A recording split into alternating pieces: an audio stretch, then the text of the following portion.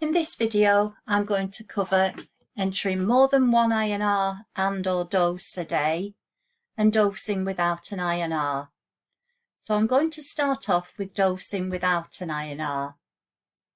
So I can just accept the INR. It's given me a warning saying you've not entered an INR. Either enter this INR or click the red question mark to dose the patient. So I say OK to the message and acknowledge the warning.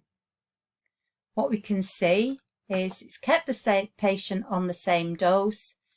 It's suggesting a retest in 1 week. And if I'm happy with all of that, I can accept the dose.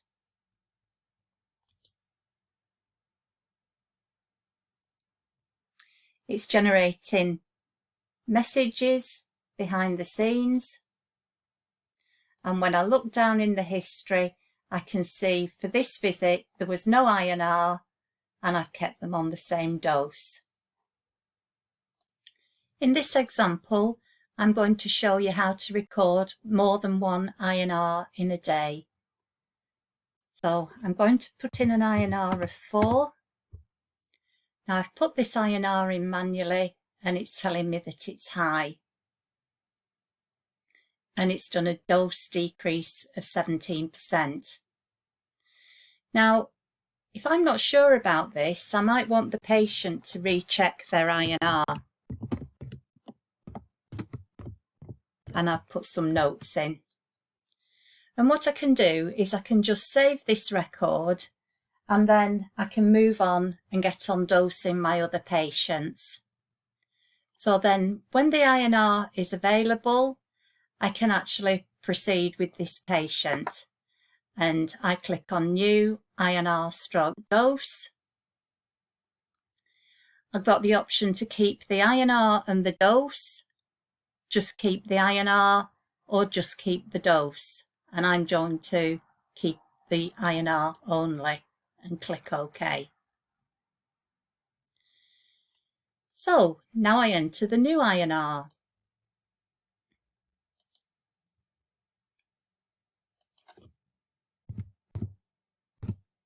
And this time it's tested at 2.4. What I can see is that it's suggested no dose change and it's bringing them back in 4 weeks' time. I can also see the historic record for this shows there was an INR of 4 with a comment of recheck the INR. So for this particular INR, I can put some notes in to say INR in range and any other information that I would want to record against that particular INR and dose. When I'm happy with everything, I can accept the dose. It's triggering some messages to be sent on accepting the dose on the patient. I can just say OK to those and then I've finished with that particular patient.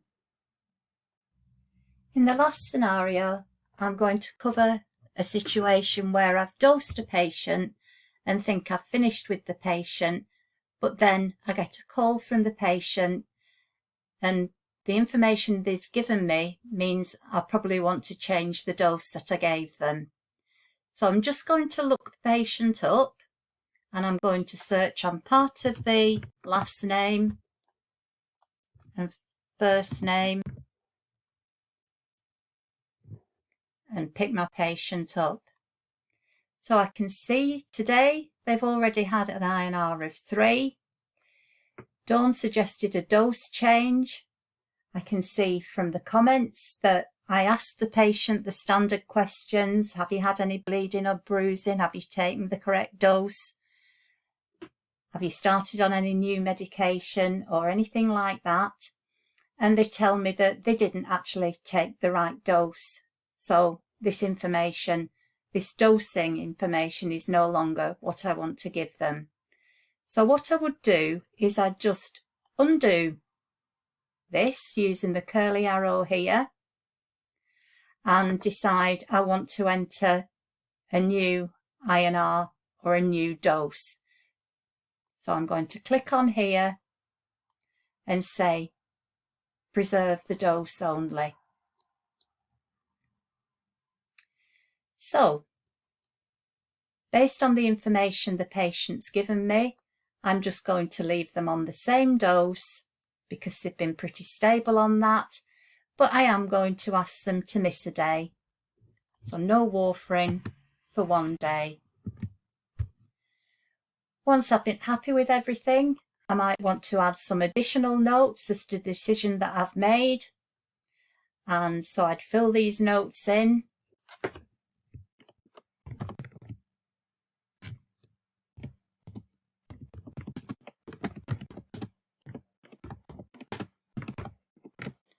And then when I'm happy with everything, I can see in the history that originally they were dosed on this INR with 1 milligram per day, and when I've rethought about it, they're on 1.4 milligrams a day.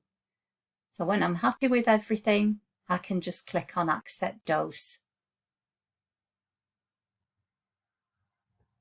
Again, it's triggering dosing messages. I can say OK to that, and then I've finished with this patient.